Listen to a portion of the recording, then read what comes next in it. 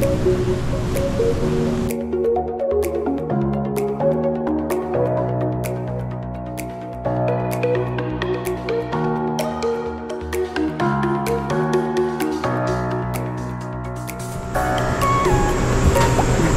your trip. Yeah.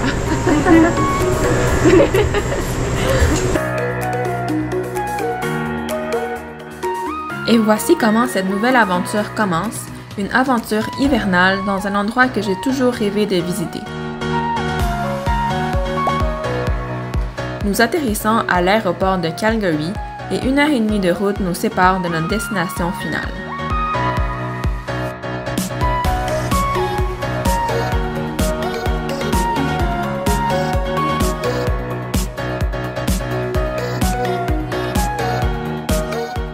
Et nous voici arrivés à Banff.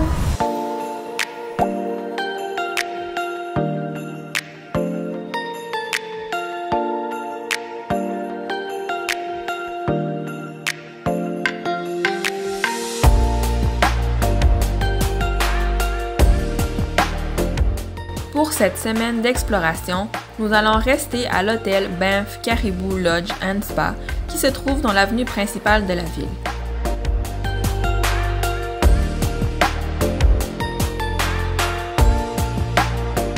Et comme c'est bientôt Noël, l'hôtel a mis à jour ses décorations.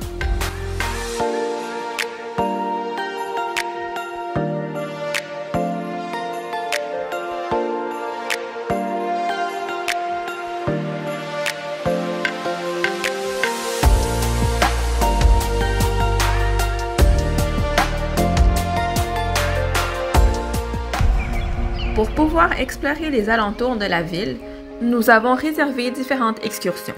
Aujourd'hui, nous embarquons avec Discover Banff Tours pour visiter les endroits incontournables et découvrir la faune du parc.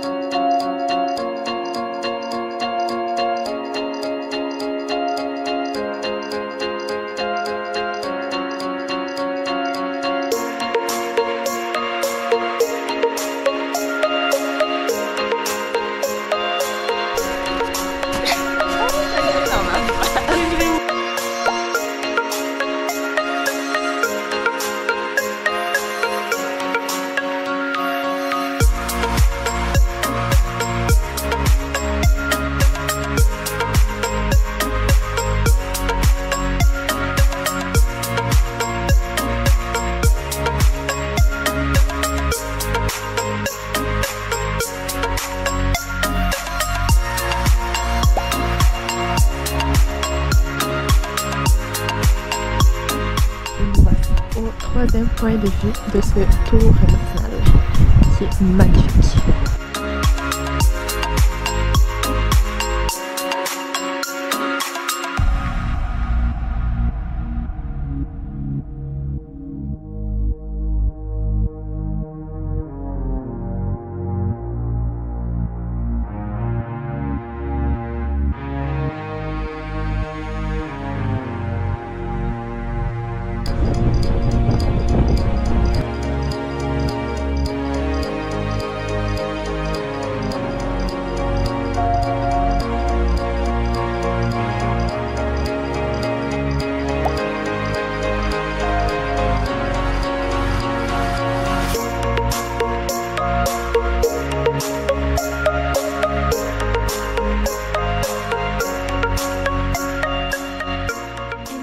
Au Lake Minnewanka.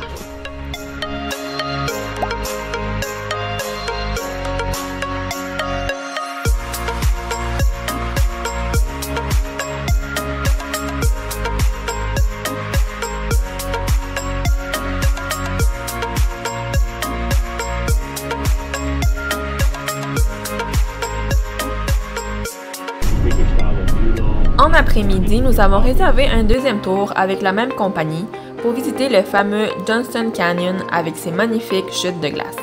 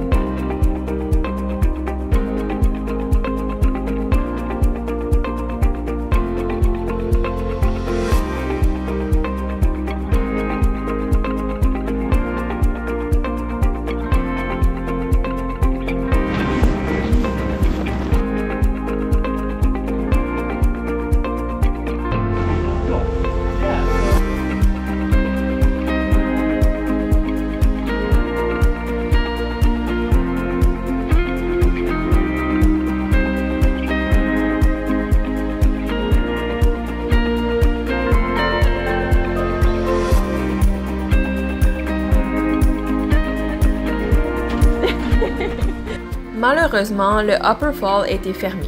Alors le guide nous a offert le choix de faire une autre randonnée d'une chute un peu plus loin qui a bien terminé cette aventure.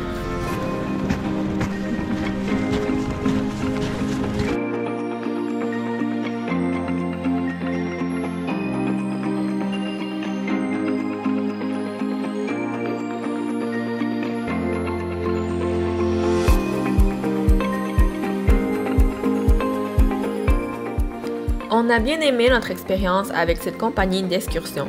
C'était bien organisé, le transport est inclus, ainsi que certains équipements pour les randonnées, par exemple les crampons à glace. Les guides connaissent bien le parc et en plus, tu reçois une petite collation vers la fin. Pour finir notre soirée, nous sommes allés manger à un restaurant indien qui était délicieux. Et nous nous sommes promenés au centre-ville.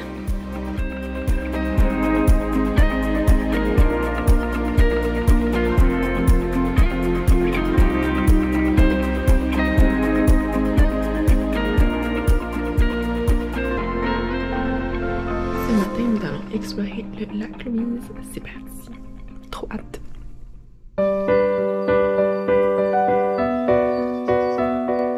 Le fameux lac Louise est magnifique autant en été qu'en hiver. Je ne suis jamais encore venue en été, mais en tout cas en hiver c'est magique. Le lac glacé, les montagnes en arrière-plan, quelques nuages, une légère neige, quoi demander de plus? Malheureusement, je n'avais pas amené mes patins, mais on a quand même marché sur le lac.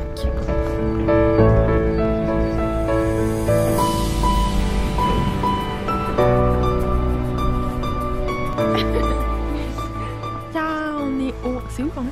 J'ai oublié le nom. Lac Louise. Ah, c'est ça. On est au lac Louise.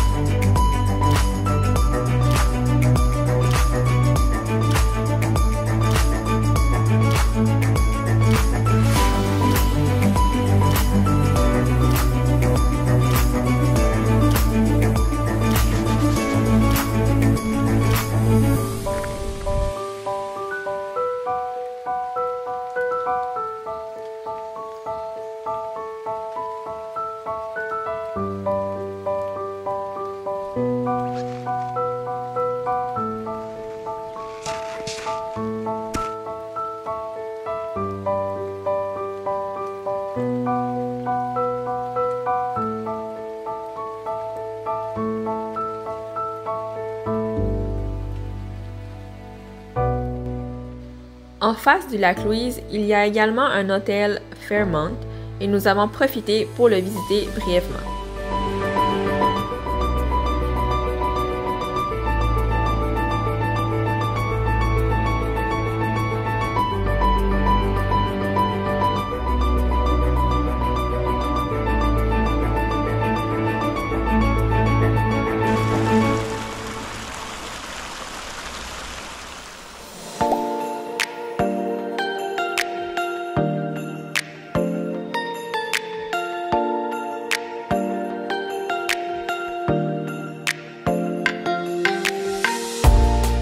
De retour à Banff, nous nous sommes arrêtés au musée White, qui est un musée où l'on trouve plusieurs œuvres de différents paysages de la région, ainsi qu'une partie d'histoire de la ville de Banff.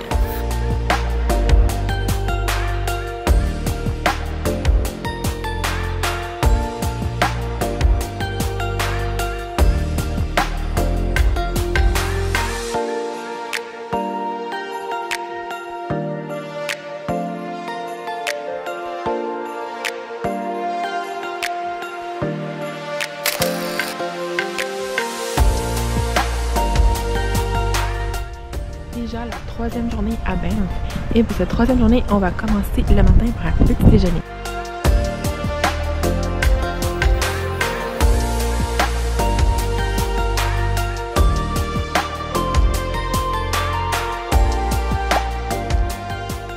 Un autre des incontournables de la région est la montée du Banff Gondola. Ce téléphérique vous amène au sommet du Sulphur Mountain, d'où une vue panoramique 360 des Rocheuses vous attendent. Il y a aussi l'option de monter à pied pour les plus aventureux.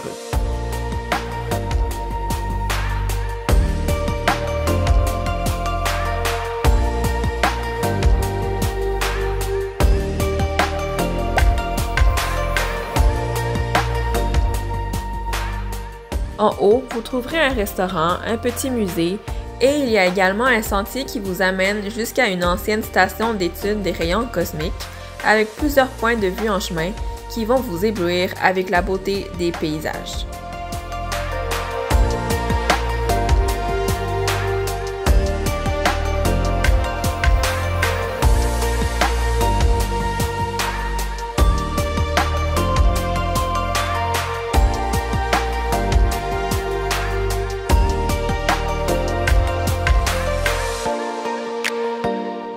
La ville de Banff est si petite vue comme ça.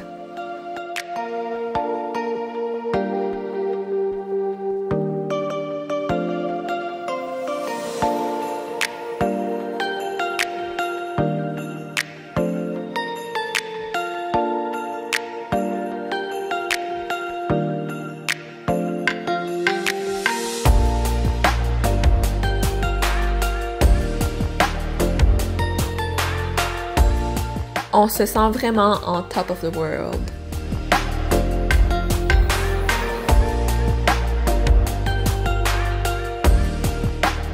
En soirée, nous avons participé à une expérience lumineuse sur la magie de Noël au Cascade Time Garden. Et en effet, c'était assez magique.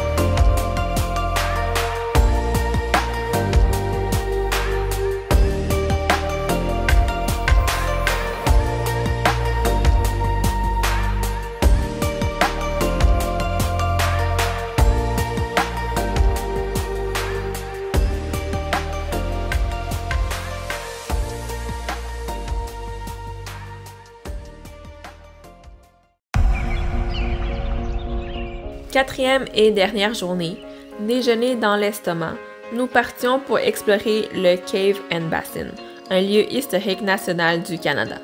Mais comme tout bon voyage, il doit avoir des imprévus. Et le lieu était fermé pour un événement, ce qui nous a surpris vu que ce n'était annoncé nulle part.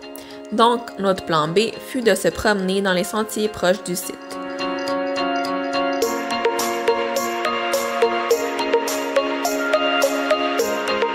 Et nous nous sommes fait des amis en chemin.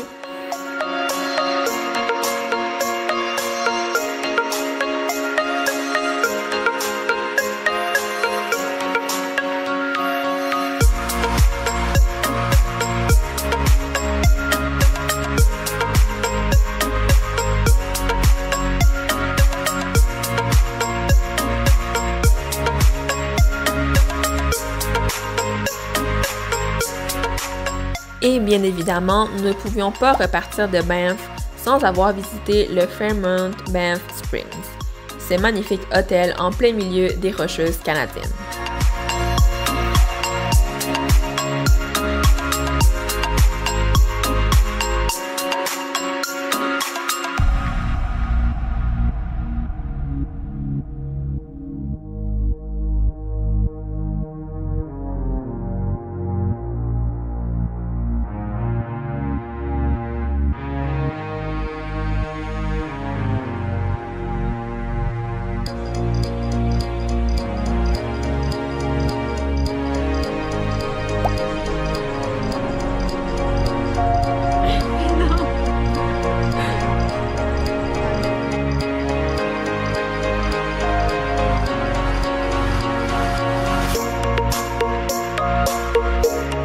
Et c'est comme ça que se finit cette incroyable escapade de courte durée, mais remplie en aventures et en magnifiques paysages.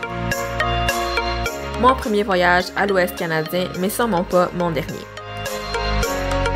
Bye bye et à la prochaine!